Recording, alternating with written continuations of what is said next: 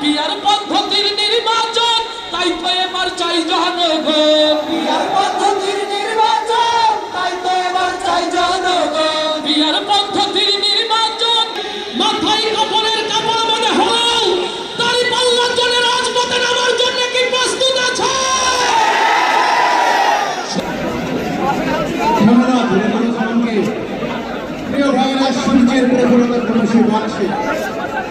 আশা করি আমাদের ধৈর্যের ক্ষমতাও ক্রমশ বেড়ে পরিবেশন করছি একটি জাগরণ গান। গানটি লিখেছেন শফিকুল ইসলাম আমিন এবং সুর করেছেন ইনশাআল্লাহ।